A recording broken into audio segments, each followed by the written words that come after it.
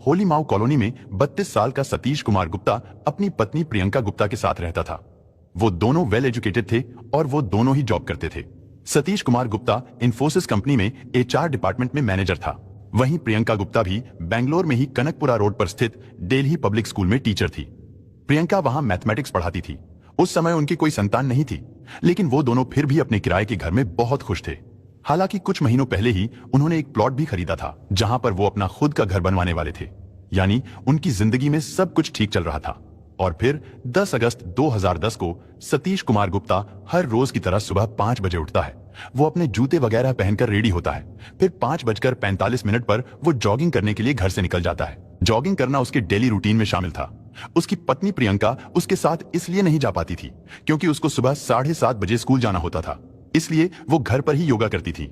और जब 10 अगस्त को सतीश जॉगिंग करने के लिए घर से निकला था तो प्रियंका भी उस समय घर में ही योगा कर रही थी। यानी हर दिन की तरह उस दिन भी सब कुछ ठीक चल रहा था। लेकिन जब करीब 6:40 पर सतीश जॉगिंग करके अपने घर आया तो वो थोड़ा परेशान था, क्योंकि उसकी पत्नी ने फोन करके उसे बताया था कि घर के बाहर 2 रद्दी वाले खड़े हैं और वो लोग रद्दी मांग रहे हैं। सतीश को ये बात सुनकर थोड़ा अजीब लगा था, क्योंकि सुबह सुबह कौन रद्दी वाले आते हैं। अभी तो 7 भी नहीं बजे थे और ना ही दुकानें खुली थी। फिर इतनी सुबह को रद्दी वाले कहां से आ गए थे। इसलिए सतीश ने फोन पर अपनी पत्नी से कहा कि तुम अभी दरवाजा मत खोलना, मैं घर पर आ रहा हूं। और फिर 6:40 पर सतीश जॉगिंग करके घर वापस आता है और डोर बेल बजाता है। लेकिन प्रियंका ने दरवाजा नहीं खोला। सतीश दरवाजे को एक बार फिर जोर से खटखटाता है, लेकिन दरवाजा अभी भी नहीं खुला। इसके बाद सतीश ने अपनी पत्नी प्रियंका को फोन लगाया। प्रियंका ने फोन भी नहीं उठाया तो सतीश की चिंता और भी ज्यादा बढ़ गई। इसके बाद वो दरवाजे को धक्का मारकर तोड़ने की कोशिश करता है। उसे लगा कि दरवाजा अंदर से लॉक है और इसका मतलब था कि प्रियंका अंदर ही है, पर वो दरवाजा क्यों नहीं खोल रही थी। हालांकि उस डोर का लॉक अंदर और बाहर यानी दोनों साइड से खुलता था। और फिर सतीश को याद आया कि इस दरवाजे की दूसरी चाबी उसने अपने ऑफिस के ड्रॉ में रखी हुई है। क्योंकि वो दोनों पति पत्नी जॉब करते थे तो इसलिए उनका ज्यादातर समय बाहर ही गुजरता था और इसीलिए वो दोनों घर की एक एक चाबी अपने पास रखते थे, ताकि उन दोनों में से कोई भी किसी भी समय घर के अंदर आ जा सके।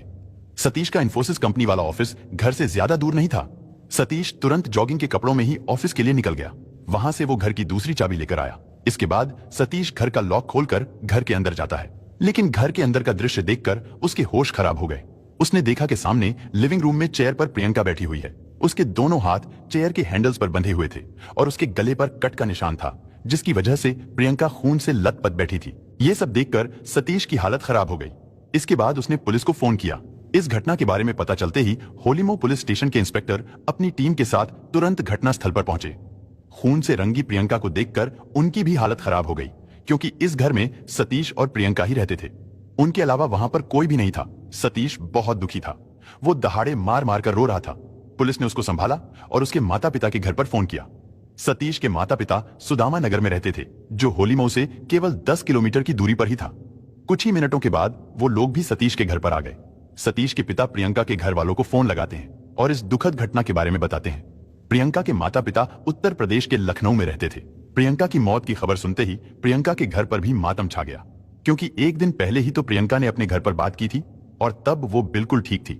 लेकिन अचानक ये सब कुछ कैसे हो गया था। इसके बाद प्रियंका के घर वाले भी लखनऊ से बेंगलुरु के लिए निकल जाते हैं। इधर पुलिस ने पंचनामे के बाद प्रियंका के शव को पोस्टमार्टम के लिए हॉस्पिटल भिजवा दिया। साथ ही अज्ञात लोगों के खिलाफ कत्ल का केस दर्ज करके पुलिस ने जांच शुरू कर दी, क्योंकि उस घर में वो दोनों पति पत्नी यानी सतीश और प्रियंका ही रहते थे, जिनमें से प्रियंका का तो कत्ल हो चुका था और सतीश का रो रोकर बुरा हाल था। हालांकि पुलिस ने सतीश से थोड़ी पूछताछ करने की कोशिश की, लेकिन उस समय सतीश ऐसी स्थिति में नहीं था कि वो पुलिस को कुछ बता सके। लेकिन फिर भी वो जैसे तैसे करके बताता है कि वो सुबह जॉगिंग करने के लिए घर से निकला था। इसके बाद उसकी पत्नी प्रियंका ने उसे फोन किया था। प्रियंका ने उसे 2 रद्दी वालों के बारे में बताया। क्योंकि घर में ऐसी कोई रद्दी नहीं थी तो प्रियंका ने उनको मना कर दिया था। इसके बाद ये सारी बातें प्रियंका ने फोन करके अपने पति सतीश को बताई थी। इधर सतीश को भी इतनी सुबह रद्दी वालों का घर पर आना कुछ अजीब लगा था, जिसकी वजह से वो तुरंत ही घर लौट आया। उसने देखा कि घर का दरवाजा अंदर से बंद है। सतीश ने पुलिस को बताया कि घर की एक चाबी उसके ऑफिस में भी रखी हुई थी, इसलिए सतीश वहां से चाबी लेकर आया था। रद्दी वाली बात के बारे में पता चलते ही पुलिस ने सतीश के घर की तलाशी शुरू कर दी। सतीश भी उनके साथ ही था। उसने पुलिस को बताया कि उसकी अलमारी में करीब 2,10,000 रुपए रखे हुए हैं। उसका कहना था कि वो अपनी पत्नी को एक कार गिफ्ट करने वाला था, जिससे वो अपनी पत्नी को हर रोज उसके स्कूल में ड्रॉप कर सके। लेकिन जब सतीश ने अलमारी चेक की तो सारे पैसे गायब थे।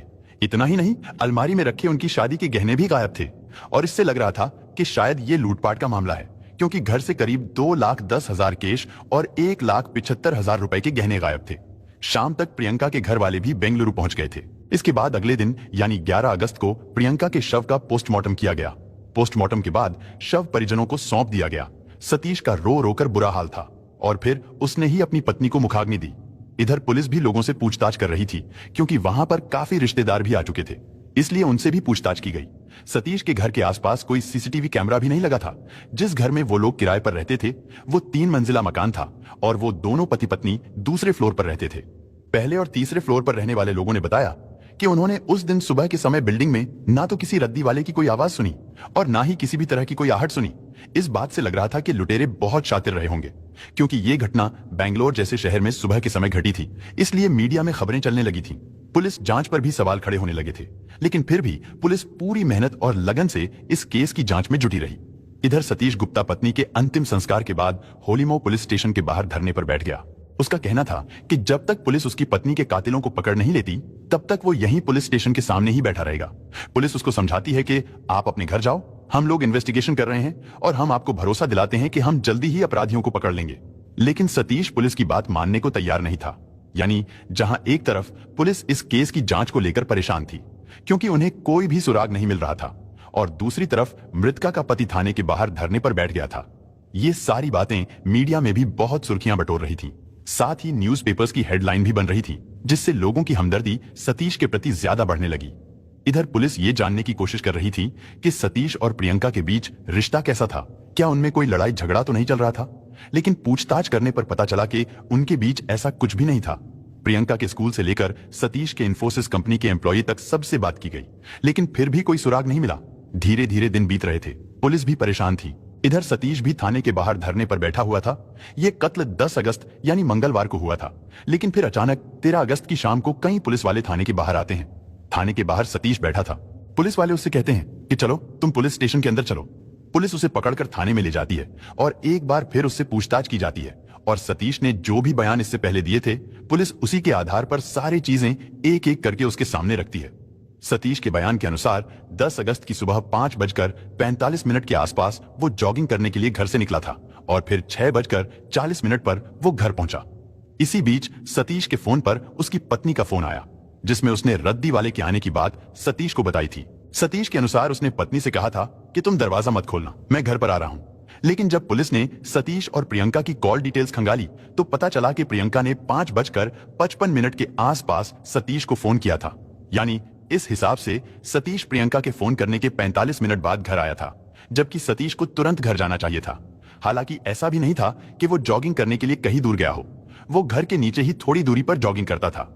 इसके अलावा सतीश के अनुसार जब वो घर पर आया था तो दरवाजा अंदर से लॉक था। उसने डोर बेल बजाई, प्रियंका को कॉल भी किया, लेकिन प्रियंका ने दरवाजा नहीं खोला। इसके बाद वो घर की दूसरी चाबी लाने के लिए अपने ऑफिस चला गया, लेकिन ऑफिस के अंदर जाने के लिए कंपनी के एम्प्लॉयज के पास एक कार्ड होता है। पहले सिक्योरिटी गार्ड उस गार्ड को चेक करता है, फिर बिल्डिंग के मेन एंट्रेंस पर भी कार्ड को पंच करते हैं। बिल्डिंग में एंटर करने के बाद ऑफिस के अंदर भी कार्ड को पंच करना पड़ता है। लेकिन सतीश तो जॉगिंग करने के लिए घर से निकला था, इसलिए वो तो अपने साथ सिर्फ अपना फोन ही लेकर जा सकता था। पुलिस का कहना था कि अगर मान भी लिया जाए कि सतीश का पर्स भी उसके पास ही था, साथ ही उसके पर्स में ऑफिस कार्ड भी था, तो ऑफिस में पूछताछ करने पर और कैमरा चेक करने पर पता चला कि सतीश उस दिन ऑफिस के अंदर आया ही नहीं था। वो बिल्डिंग के बाहर ही थोड़ी देर तक टहलता रहा और फिर वहां से चला गया। इसके अलावा सतीश के अनुसार उसने ऑफिस के अंदर जाकर ड्रॉ से चाबी निकाली थी, लेकिन पुलिस का कहना था कि वहां पर उसका कार्ड पंच ही नहीं हुआ था और ना ही वहां उसकी कोई एंट्री थी। तो फिर सतीश को बिल्डिंग के बाहर ही चाबी कैसे मिल गई थी? इसके बाद जब वो चाबी लेकर घर पर आया और दरवाजा खोलकर घर में एंटर हुआ, फिर उसने 7:30 बजे के आसपास पुलिस को फोन किया, और जब पुलिस घटनास्थल पर पहुंची थी तो उस समय वहां सतीश के अलावा कोई भी नहीं था। यानी पड़ोस के लोगों को भी पुलिस के आने के बाद ही पता चला था कि सतीश के घर में कुछ हुआ है। पड़ोसियों का कहना था कि उन्हें बिल्डिंग में किसी तरह का कोई शोर नहीं सुनाई दिया था। उनका कहना था कि अगर रद्दी वाला यहाँ पर आया होता तो वो सबके घरों में जाता, बल्कि सबसे पहले तो वो ग्राउंड फ्लोर का दरवाजा खटखटाता। यानी पड़ोसियों के अनुसार कोई भी बाहरी व्यक्ति उस दिन सुबह के समय उस बिल्डिंग में नहीं आया था। जब पुलिस ने उन दोनों पति पत्नी की कॉल डिटेल्स निकलवाई थी तो उनकी लोकेशंस भी चेक की गई थी। लोकेशन से पता चला कि प्रियंका और सतीश उन दोनों के फोन एक ही टावर की रेंज में थे। यानी उनकी लोकेशन एक ही जगह पर थी और वो जगह कहीं और नहीं बल्कि उनका घर ही था। और इसका मतलब ये था कि उस दिन जब प्रियंका की हत्या हुई थी तो उस समय सतीश घर पर ही था। इस तरह सतीश के दिए गए सारे बयान भी उसको ही शक के घेरे में ला रहे थे। इसीलिए तो पुलिस भी यही चाहती थी कि कई दिनों से धरने पर बैठा सतीश थाने के बाहर ही बैठा रहे, वो वहां से कहीं ना जाए, क्योंकि पुलिस को शुरू से सतीश पर ही शक था, क्योंकि घर में सतीश के अलावा जबरदस्ती किसी के आने के भी कोई सबूत नहीं मिले थे। और तो और घर के अंदर से पुलिस को एक जोड़ी ग्लव्स, जूते, एक बिना स्लिप्स वाला जैकेट और उस जैकेट के अंदर से एक सिगरेट का पैकेट भी मिला। घटना वाले दिन पुलिस को यह भी पता चला कि सतीश के पैर में मोच आई है, जिसकी वजह से वो थोड़ा लंगड़ा कर चल रहा था। हालांकि उसे छिपाने के लिए उसने भारी भरकम जूते पहने हुए थे। इधर पोस्टमार्टम में पता चला कि प्रियंका के गले को किसी रस्सी से घोटा गया था और फिर उसके गले पर चाकू भी चलाया गया था। उसके पेट पर भी कुछ घाव के निशान थे। इसके अलावा प्रियंका के शरीर पर कहीं और चोट का निशान नहीं था। यानी अगर घर में लुटेरे आए होते और प्रियंका उनका विरोध करती तो उसके शरीर के कई हिस्सों में चोट लगी होती, लेकिन ऐसा नहीं था। एक और बात यह कि सतीश के बयान के अनुसार घर से करीब 2,10,000 रुपए कैश और 1,75,000 रुपए के गहने गायब थे। लेकिन जब पुलिस ने सतीश के धरना प्रदर्शन के दौरान उसके घर जाकर तलाशी की तो उन्हें बड़ी ही आसानी से एक जगह पर 30,000 रुपए कैश मिल गए। जब वो पैसे पुलिस को इतनी आसानी से मिल गए थे तो फिर लुटेरों ने उन पैसों को क्यों छोड़ दिया था? इसके अलावा जब प्रियंका का शव हॉस्पिटल पहुंचाया गया तो उस दौरान प्रियंका की सोने की बाली, अंगूठी, गले में मंगलसूत्र जैसे कीमती गहने बिल्कुल सुरक्षित थे। लुटेरों ने जब घर से पैसे और गहने लूटे थे तो फिर प्रियंका के पहने हुए गहने और वो 30,000 रुपए क्यों छोड़ दिए थे? इन सब चीजों से पुलिस का शक सीधा सतीश पर ही जा रहा था।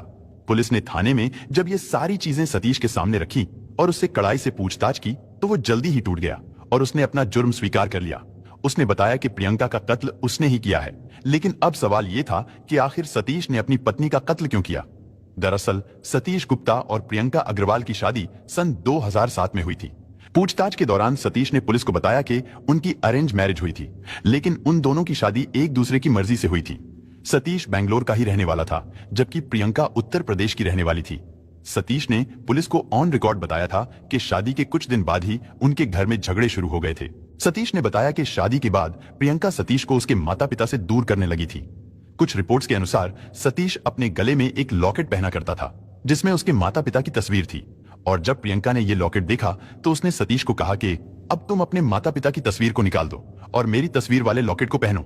इसके अलावा प्रियंका घर में केवल अपने काम से काम रखती थी, यानी उसे किसी से कोई मतलब नहीं होता था।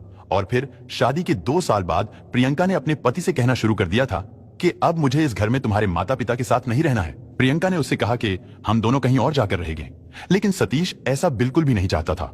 इसके बाद उसने अपने माता पिता से बात की। उन्होंने सतीश से कहा कि जैसा बहू चाहती है तुम वैसा ही करो, और इस तरह ना चाहते हुए भी मजबूरन सतीश को अपना घर छोड़कर होलीमो आना पड़ा। वहां आकर वो दोनों किराए के घर में रहने लगे। कभी कभी सतीश अपने माता पिता से मिलने सुदामा नगर भी जाता था। कुछ दिनों के बाद प्रियंका ने उसे अपने माता पिता के पास जाने से भी मना कर दिया। इसी दौरान सतीश के पिता को बिजनेस में कुछ नुकसान हो जाता है।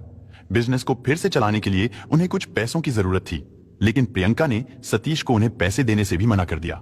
इधर ये सारी बातें सतीश को अंदर ही अंदर खाए जा रही थी और उसके अंदर प्रियंका के प्रति नफरत पैदा होती जा रही थी, क्योंकि प्रियंका खुद तो हर रोज अपने माता पिता से बात करती थी, लेकिन सतीश को अपने माता पिता से बात नहीं करने देती थी। इन सब चीजों के चलते ही साल 2010 में अप्रैल महीने के आसपास प्रियंका और सतीश ने अपना खुद का घर बनाने के लिए एक जमीन खरीदी, और जब उस जमीन का भूमि पूजन का कार्यक्रम हुआ तो वो लोग बहुत खुश थे। उस कार्यक्रम में प्रियंका के परिवार वाले, दोस्त, रिश्तेदार सभी लोग आए हुए थे। लेकिन जब सतीश के माता पिता वहां आए तो प्रियंका ने उन्हें जमीन की बाउंड्री पर ही रोक दिया और उनसे कहा कि ये मेरे पति की और मेरी जमीन है, आप लोगों का इसमें कोई हिस्सा नहीं, आप यहां से चले जाइए। इसके बाद सतीश के माता पिता वहां से चले गए। इस दौरान सतीश पूजा के कामों में बिजी था, इसलिए उसे इन सब बातों का पता नहीं चला। लेकिन पूजा संपन्न होने के बाद उसके जानने वाले लोगों से उसे ये बात पता चली तो सतीश को बहुत दुख हुआ, और फिर सतीश ने उसी दिन फैसला कर लिया था कि अब वो प्रियंका को नहीं छोड़ेगा। इसके बाद सतीश ने उसी दिन से ही प्रियंका को रास्ते से हटाने की प्लानिंग करनी शुरू कर दी। उसने 3 महीनों तक प्लानिंग की। प्लान के अनुसार वो प्रियंका के साथ प्यार से रहने लगा था, उसका अच्छे से ध्यान रखता, उसकी देखभाल करता था। यानी पहले जो अपने माता पिता की बेइज्जती की वजह से हर समय गुस्सा रहता था, अब वो उन सब बातों को भूल चुका था, जिससे सबको यही लगने लगा था कि अब सतीश और प्रियंका ने एक नए सिरे से जिंदगी शुरू कर दी है। लोगों को लगता था जब से उन्होंने घर के लिए नई जमीन खरीदी थी इसके बाद उन दोनों का प्यार भी बढ़ गया था। इसी दौरान प्रियंका को अचानक आर्थराइटिस की बीमारी लग गई, जिसकी वजह से प्रियंका को उसकी मां इलाज कराने के लिए केरला ले गई, जहां आयुर्वेदिक उपचार से प्रियंका का इलाज शुरू किया गया, जिसकी वजह से 1-1.5 महीने तक प्रियंका केरला में ही रहती है। इधर सतीश भी प्रियंका को डेली फोन करता था। साथ ही 2-3 बार सतीश प्रियंका से मिलने केरला भी गया। सतीश ने पुलिस को बताया कि वो ये सब इसलिए कर रहा था ताकि जब वो प्रियंका को कत्ल करे तो किसी को भी सतीश पर शक न हो। खैर, इलाज के बाद जब प्रियंका घर पर आई तो अगस्त के शुरुआती हफ्ते में सतीश उसके लिए एक गिफ्ट लेकर आया। सतीश ने अपनी पत्नी से कहा कि मैं तुम्हारे लिए एक गिफ्ट लेकर आया हूं। इसके बाद उसने प्रियंका की आंखों पर पट्टी बांधी और उसे लिविंग रूम में लेकर गया। उसने प्रियंका को सोफे की चेयर पर बिठा दिया। इसके बाद उसने अपनी पत्नी की आंखों से पट्टी हटाई। सतीश ने सामने की दीवार पर खुद की और प्रियंका की एक बड़ी सी तस्वीर लगाई थी। ये देखकर प्रियंका बहुत खुश हुई। इसी तरह सतीश अपनी पत्नी को गिफ्ट देने लगा। 10 अगस्त तक उसने 2 बार प्रियंका को ऐसे ही गिफ्ट दिए। इसके बाद 10 अगस्त 2010 की सुबह को सतीश उठता है और वो प्रियंका को भी जगाता है, क्योंकि आज के दिन भी सतीश गिफ्ट लेकर आया था, जिसके लिए प्रियंका भी बहुत एक्साइटेड थी। इसके बाद सतीश ने फिर से उसकी आंखों पर पट्टी बांधी और उसे ले जाकर सोफे की कुर्सी पर बिठा दिया। सतीश ने प्रियंका से कहा कि आज का गिफ्ट मैं तुमको अपने हाथों से पहनाऊंगा, लेकिन तुम उसे टच मत करना। प्रियंका ने कहा कि ठीक है। सतीश ने उससे कहा, मुझे तुम पर भरोसा नहीं, क्योंकि अगर तुमने उसे टच किया तो फिर गिफ्ट देने का कोई मतलब नहीं रहेगा। इस पर प्रियंका ने कहा कि फिर एक काम करो, तुम मेरे हाथों को बांध दो। सतीश तो चाहता ही यही था। सतीश ने पहले से ही सारा इंतजाम कर रखा था। उसने नायलॉन की रस्सी से प्रियंका के दोनों हाथ कुर्सी के हैंडल्स पर बांध दिए। इसके बाद सतीश प्रियंका के गले में कुछ पहनाता है। प्रियंका ने उससे कहा, मैं समझ गई हूं, तुम मेरे लिए कोई हार लेकर आए हो। प्रियंका के लिए वो हीरे का हार था, लेकिन हकीकत में वो हार नहीं बल्कि नायलॉन की रस्सी का फंदा था। इसके बाद सतीश ने फंदा पहनाकर उसे जोर से कस दिया। हाथ पैर बंधे होने के कारण प्रियंका उसका विरोध भी नहीं कर पाई और कुछ ही देर में उसने दम तोड़ दिया। ये सारा कांड सतीश ने ग्लव्स पहनकर किया था, ताकि कहीं पर भी उसके फिंगरप्रिंट्स के निशान ना मिल सकें। प्रियंका का गला घोटने के बाद भी सतीश को लग रहा था कि शायद प्रियंका बेहोश है, वो मरी नहीं। इसलिए सतीश ने प्रियंका का गला भी रेत दिया। इसके बाद उसने सारे सबूतों को मिटा दिया। फिर उसने अपनी पत्नी के फोन से खुद के ही फोन पर फोन किया। इसके बाद वो अपना और अपनी पत्नी का फोन लेकर जॉगिंग करने के लिए घर से बाहर निकल गया।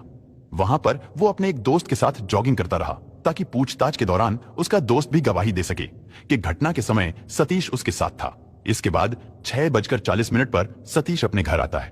दरवाजा तो उसने पहले ही बाहर से लॉक कर दिया था। इसके बाद सतीश अपने पिता के पुश्तैनी घर गया, जो कि सतीश के घर से करीब 5 किलोमीटर दूर था। वो पैदल ही वहां पहुंचा। फिर वो अपने पिता की कार लेकर इंफोसिस ऑफिस गया। वहां पर सतीश बिल्डिंग के बाहर थोड़ी देर रुकता है। इसके बाद उसने अपने पिता की कार पुराने घर पर छोड़ दी और फिर वापस अपने घर आ गया। प्लान के अनुसार सतीश ने घटना के एक दिन पहले यानी शाम को ही ऑफिस से चाबी निकाल ली थी। ये तो सतीश की वो कहानी थी जो सतीश ने पुलिस को बताई थी। लेकिन अब सवाल यह था कि क्या प्रियंका सच में ऐसी ही थी, क्योंकि अपना पक्ष रखने के लिए अब वो इस दुनिया में नहीं थी। लेकिन फिर भी ऐसा तो हो नहीं सकता था कि सारी गलती प्रियंका की हो और सतीश बिल्कुल दूध का धुला हुआ हो, क्योंकि अगर वो ऐसा होता तो प्रियंका को डिवोर्स भी तो दे सकता था। उसे मारने की क्या जरूरत थी। खैर, इस बारे में जब प्रियंका के घर वालों से बात की गई तो प्रियंका के घर वालों का कहना था कि शादी के 2 महीनों के बाद ही सतीश और उसके घर वाले प्रियंका को परेशान करने लगे थे। वो लोग प्रियंका को मेंटली टॉर्चर करते थे। हर एक छोटी से छोटी बात पर उसको डांटते थे, उस पर गुस्सा करते थे। अगर रोटी गोल नहीं बनती थी तो उस पर भी वो लोग उसे उल्टा सीधा बोलते थे। और तो और सतीश भी अपने माता पिता की ही साइड लेता था, यानी एक तरफ पूरा परिवार था, वहीं प्रियंका अकेले ही सब कुछ झेल रही थी। हालांकि प्रियंका रोते हुए कई बार अपने माता पिता को ये सारी बातें बताती थी, लेकिन वो लोग कहते थे कि बेटा, तुम्हारी नई नई शादी हुई है, तुम्हें उनके घर में एडजस्ट करके रहना पड़ेगा। प्रियंका घुट घुट कर जी रही थी।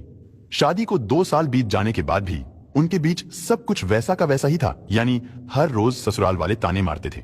और जब प्रियंका बिल्कुल टूट चुकी तो फिर उसके माता पिता ने कहा कि वो लोग तो नहीं सुधरेंगे, इसलिए तुम अपने पति के साथ कहीं और शिफ्ट हो जाओ। इसके बाद जैसे तैसे प्रियंका सतीश को मनाती है और उससे कहती है कि हम कहीं और जाकर रहेंगे। फिर जनवरी 2010 के आसपास वो दोनों होली माऊ कॉलोनी में आ जाते हैं। वहां पर उन दोनों की जिंदगी आराम से कट रही थी, लेकिन सास ससुर की हरकतों से प्रियंका का दिल टूट चुका था। अब उनके लिए प्रियंका को जरा भी हमदर्दी नहीं थी। प्रियंका अब ये भी नहीं चाहती थी कि अब उनसे कोई रिश्ता रखा जाए। कुछ रिपोर्ट्स के अनुसार सतीश को शक था कि प्रियंका का उत्तर प्रदेश में कोई दोस्त है जिसके साथ उसकी काफी नजदीकियां हैं। वहीं सतीश भी किसी और से शादी करना चाहता था।